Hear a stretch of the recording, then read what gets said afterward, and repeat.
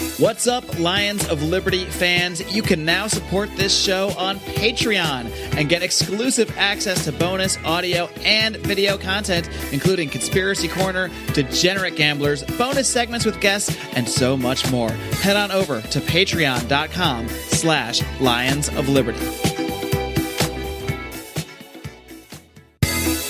Welcome to Electric Liberty Land, here on the Lions of Liberty podcast, your weekly shot of culture, comedy, and liberty with your host, Brian McWilliams.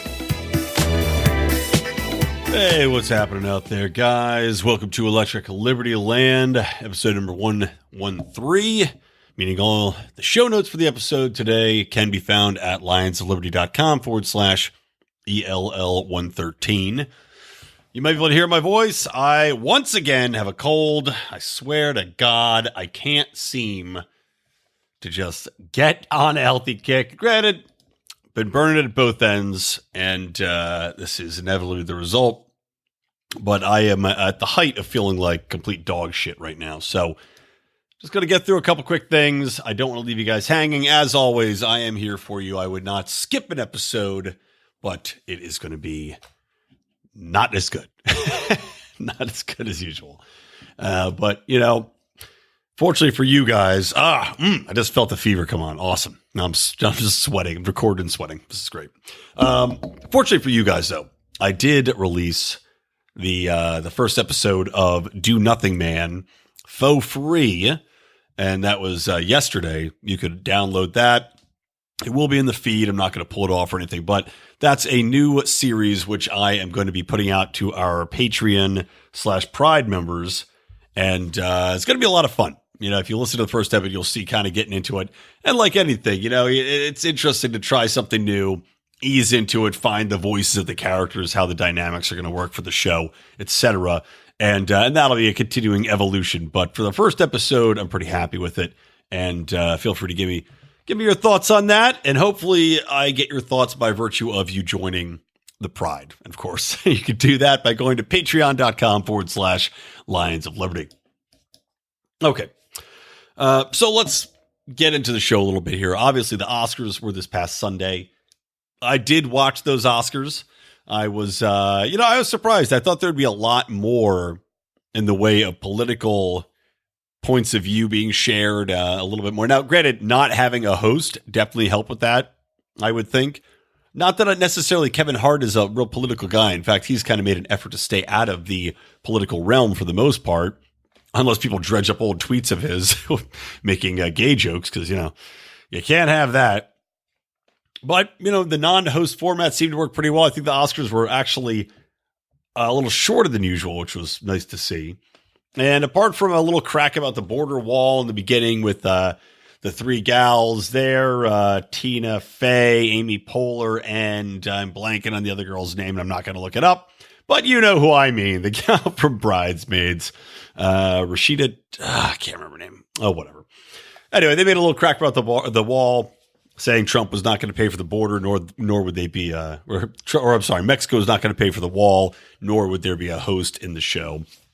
But otherwise, most of the speeches were pretty much drama-free. Now, you know, considering all the nominees that were involved, and full disclosure, I did not get screeners. I am not part of the Academy, and I did not seek out most of these films because a lot of the time I will wait for them to come to cable, unless it's something that I particularly think would be extra good to see in the theater, you know, some sort of big budget visual effects laden masterpiece.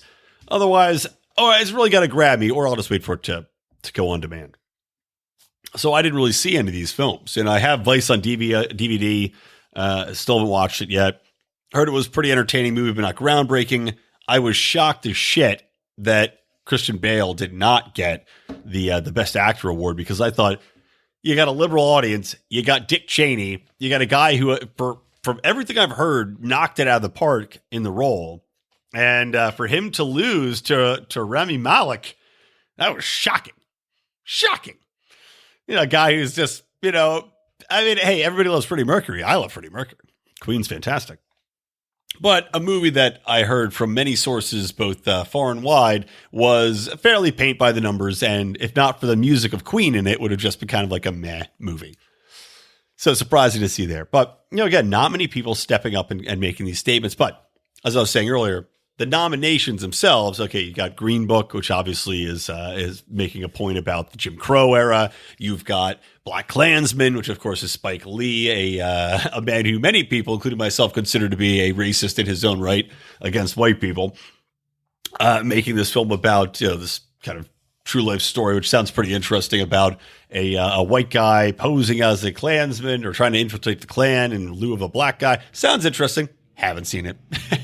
But you got that nominated. You've got Roma, of course, nominated, which is a story about it takes place in Mexico, so that ties in heavily with the immigration issue. So, a lot of the nominations were not big surprises because of the subject matter involved. And we all know that the Oscars wants to avoid any sort of connotation of hashtag Oscars so white. So that played into it naturally.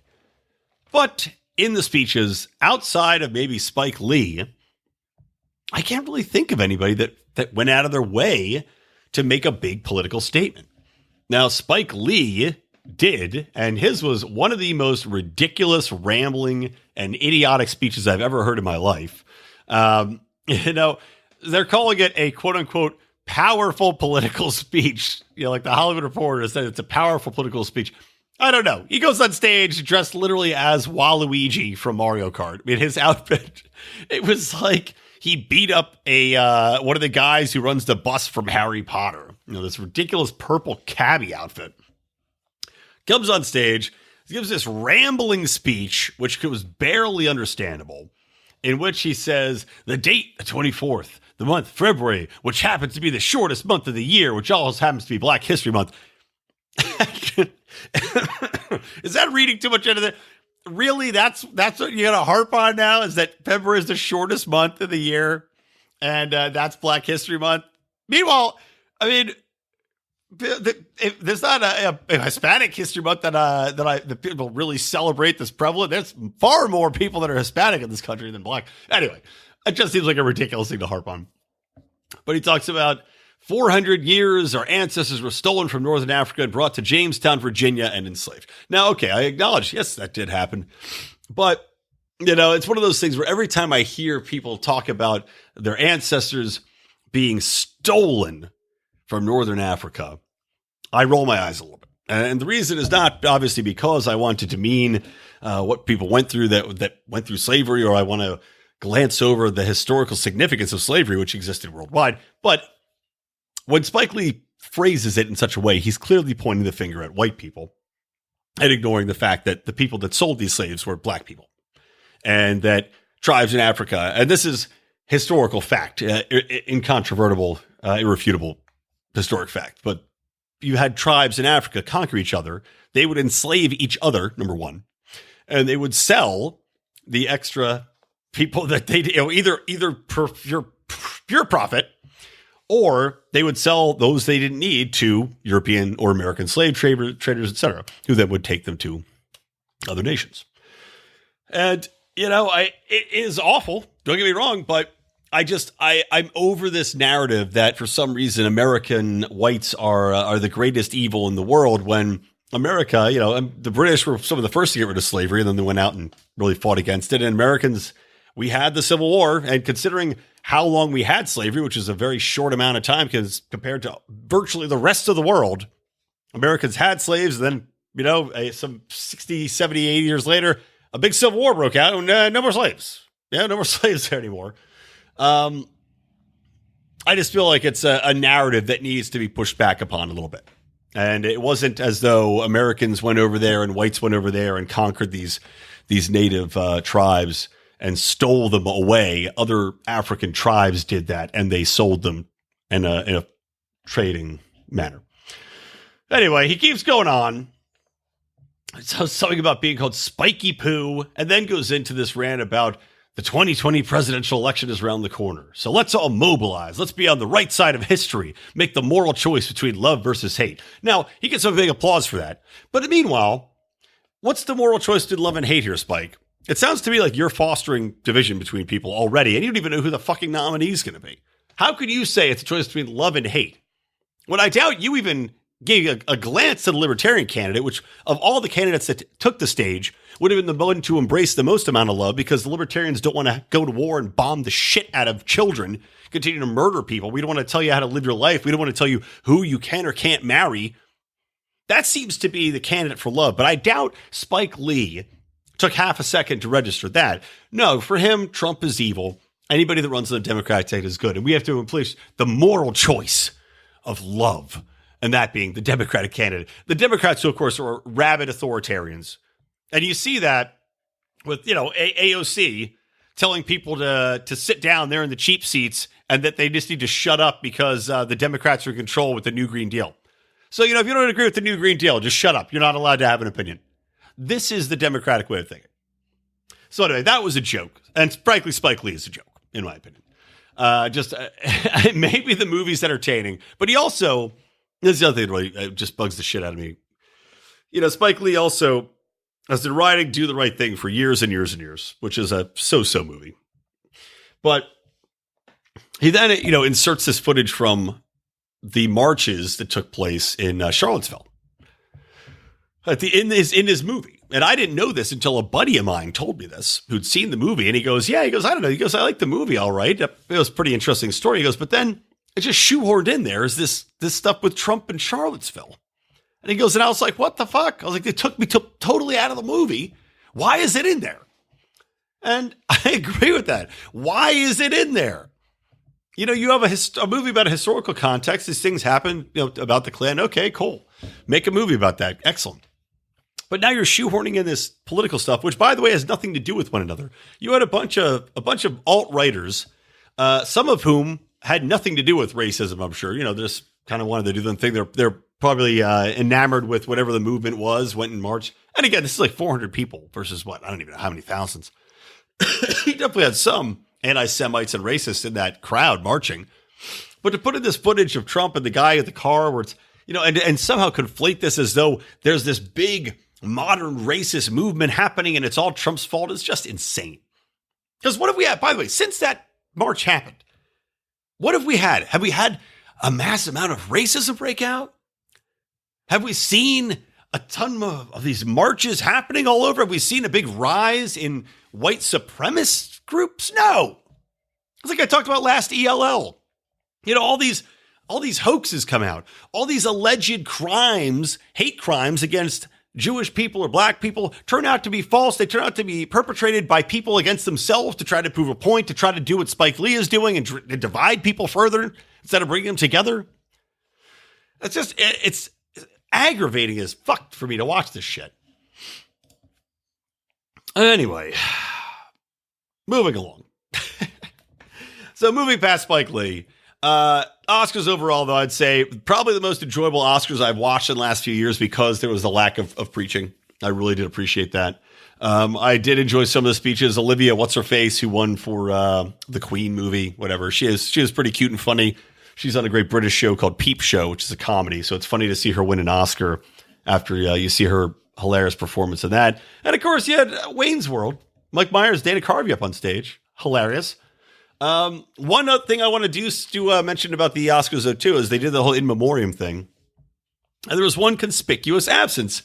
And that was, what was his name? Lee Irby? Shit, I'm blanking on R. Lee Ermey. That's it. R. Lee Ermey, who, of course, was famous for his role in Full Metal Jacket, where he is marching up and down. He's the sergeant and he's yelling at Pyle, you look like you could suck a golf ball through a garden hose, which, of course, good luck getting that into movies now.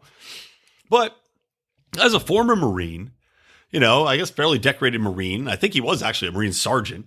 And then he goes into acting, and he's been in so many movies. I mean, he was in like over 100 movies and big name movies. Instantly recognizable face, instantly recognizable voice. He did just a guy that you can't forget, but who was also, because he was a Marine, because he was a conservative, outspoken against any sort of infringements on the Second Amendment. He was an outspoken in defense of Constitution and liberties as he believed them to be. And of course, he's not in the in memoriam. You get all sorts of chumps in there. Not this guy, not this iconic actor.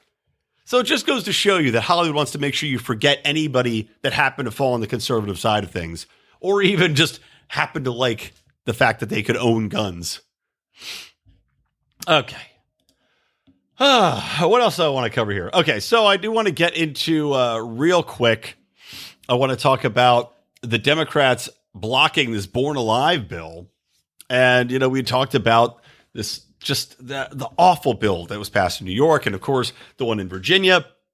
Now they've blocked the Republican bill that would have threatened prison time for doctors who don't try to save a life of an infant born during a failed abortion. And to me, that just kind of seems like, and it also blocks funding from going towards helping these babies if they're born after a failed abortion. And it just seems like one of those things where you go, why would you block this? I mean, it's literally a viable living baby at this point. It's born. It's alive. You tried to kill it. The thing survived once. Let it live. For the love of God. I mean, how cruel, how awful do you have to be? And these people voted to block it. Every single one of the 2020 hopefuls for the Democrats, Bernie Sanders, Kamala Harris, Cory Booker, Kristen Gillibrand, Amy Klobuchar, whatever you say her name is, and Elizabeth Warren, all decided to vote it down. And it just, I don't get how you can prioritize lives of people who are not even citizens of the country. You know, they put forward all these spending bills to help immigrants and pay for their college and pay for their medical care and pay for this and pay for that. Meanwhile, approving murdering infants that are viable in the country that would be born citizens in this country. It's funny, they fight so hard to keep the law that if you're born here, you're a citizen. If you're an illegal citizen here, if you're illegals coming in to have a baby here, of course, now it's an American citizen. They'll fight for that, but meanwhile, they won't support a bill which serves to try to keep a baby alive, which has survived an abortion attempt. I'm blown away by it. And Donald Trump nailed him on it. This will be remembered as one of the most shocking votes in the history of Congress.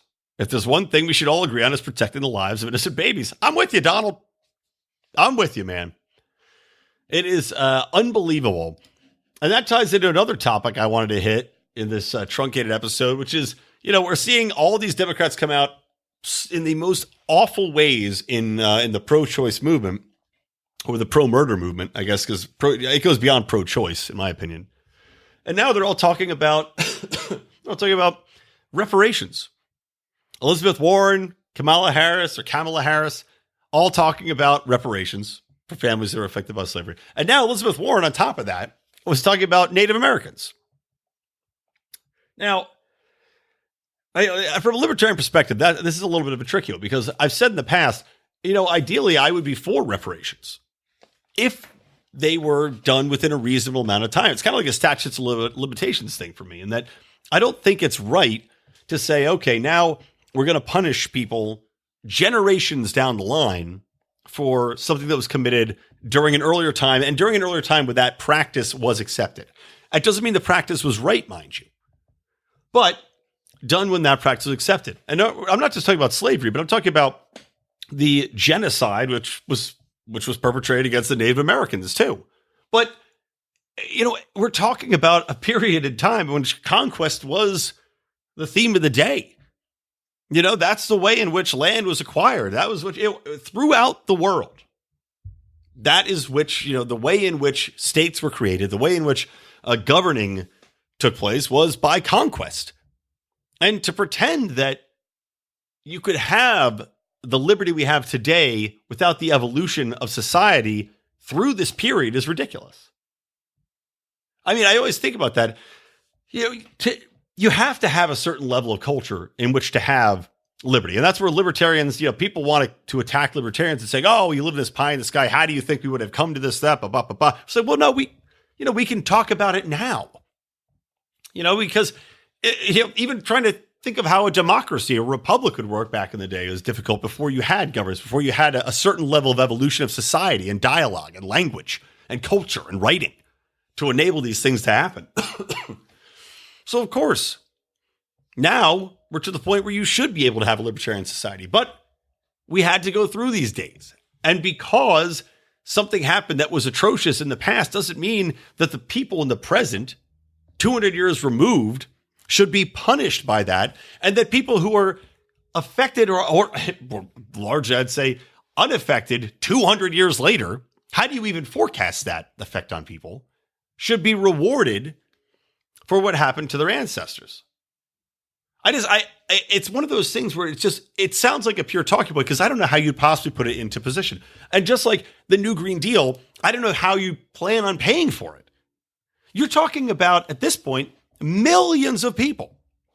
I mean, the vast majority of black people that are here in the United States are descendants in some way, shape, or form of slaves. So how can you possibly put a price tag on that?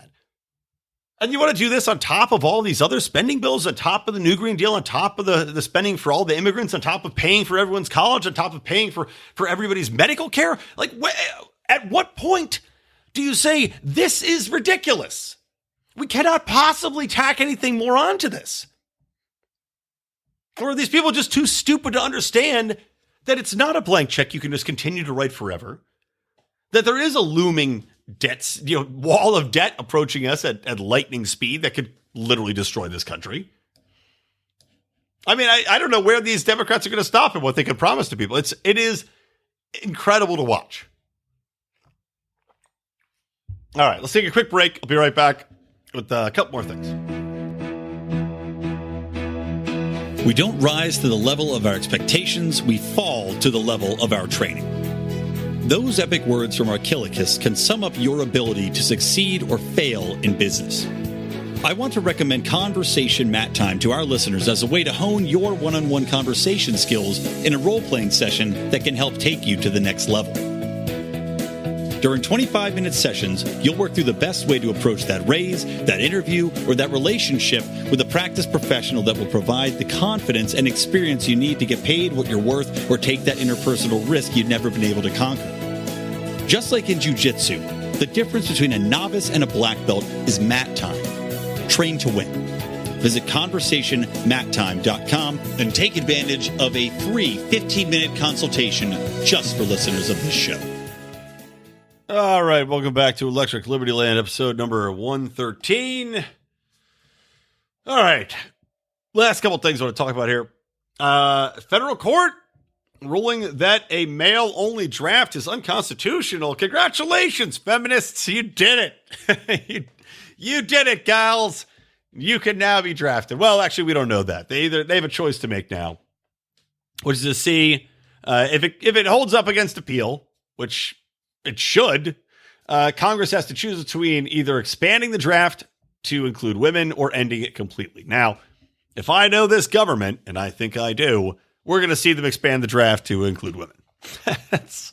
That's what I would guess. And you'll see this not as a expanded assault on the choices and freedoms which we all enjoy, including the freedom to not go and be slaughtered for whatever random event your country decides to take part in across the world. But it will be touted as a super achievement for equality and women's rights. And I'm sure you'll see women's groups cheer this because really, what can they do? It's kind of like during the State of the Union when Trump announced that all these women were in Congress and the women had taken 58% of the new jobs. And the Democrats, all the women Democrats dressed in white, didn't know what the hell to do because they had to cheer. It was good news for women are moving forward. So these women's rights groups are going to have to cheer now. They have to say, hooray, we can now be drafted. Congratulations. We can go off and murder people and be murdered in turn. So another blow struck for equality and another blow struck against individual liberty. But hey, on the bright side, for all these people that are really enamored with Israel, we'll be just like them.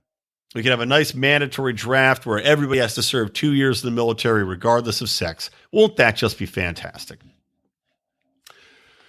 Okay, the other thing I want to talk about, this is just, again, too funny, is the State Department is rolling out a social media campaign to help rile up the Iranian public. They're distributing videos calling on Iranians to reject their government. And, I mean, you're not going to hear anybody on the Democrat side of things talk about how this is just an example of election meddling, which, of course, it is. We're talking about in advance of their next election cycle, rolling out videos on social media posted in Farsi, encouraging the Iranian public to reject their corrupt religious mafia that is the Iranian government. I mean, at what point do people stop pretending that we don't overthrow governments? I mean, at what point do people not take a step back? You know, it's kind of like the Ron Paul moment where he's saying, why do people hate the United States? This is why. The depths of hypocrisy, you know, it's like this, the pool of hypocrisy which we swim in is so vast and so deep. There could be untold amount of Loch Ness monsters in the bottom of it, and we'll never find them. We can have the best sonar, the best submarines, just like in Loch Ness. We can search forever. We never find those Nessies because that's how deep the hypocrisy we swim in is. I mean, we're talking about, what was it, $100,000 of Russian ads spent, and having Hillary Clinton talking about Hillary Clinton and cats, just ridiculous things. And meanwhile, we're rushing out these social media videos in Farsi, telling the public to overthrow their government. I mean, Russia didn't even go that far. Russia's not like, hey, comrade, you like pussycats? Overthrow your government. No. Only the United States has the balls to do something like that. To not even try to hide it. To not even be cute or clever about it. At least the Russians were clever. At least the Russians had some meme game. Not us, man. Not our State Department. They just go Russian face forward into that mess. So anyway, that was too funny. And then the last thing, tying into that concept of election meddling, I wanted to talk about is in New Jersey, the Democratic state-led Senate passed legislation inspired by Trump's failure to disclose his tax returns, and it requires the presidential and vice presidential candidates to release 5 years of federal tax returns to appear on the state ballot. Now, I mean, there I'll give them credit for creativity. All right, I'll give you a creative credit there. But I mean, again, isn't this election meddling? How can you possibly get away with this? You're talking about literally inventing rules to circumvent one of the major political parties positioning their candidate, who happens to be the sitting president, who happens to be the incumbent, from putting a name on a ballot. And you could do this with virtually anything. If this gets approved, if this isn't fought back against and stricken from the record by the courts, you will literally be rubber stamping. You'll be green book stamping. You'll be rubber stamping states to do all sorts of retarded shit like this to try to eliminate someone's candidate from gaining office should they control the state level Senate House with their political party. That is fucking terrifying, man. And it's no shock that Jersey's trying to pull this shit, but that is absolutely terrifying. And I'm curious to see if it's going to hold up. I mean, I can't see a way that it possibly could, but we'll see. We'll see if Governor Philip Murphy, signs that into law after it passes through the assembly. And then the fireworks will begin. All right. Well, I'm going to go die on the couch now. Thanks for listening. This is Brian McWilliams, Lions of Liberty, Electric Liberty Land. Always stay plugged into Liberty and into Robitussin.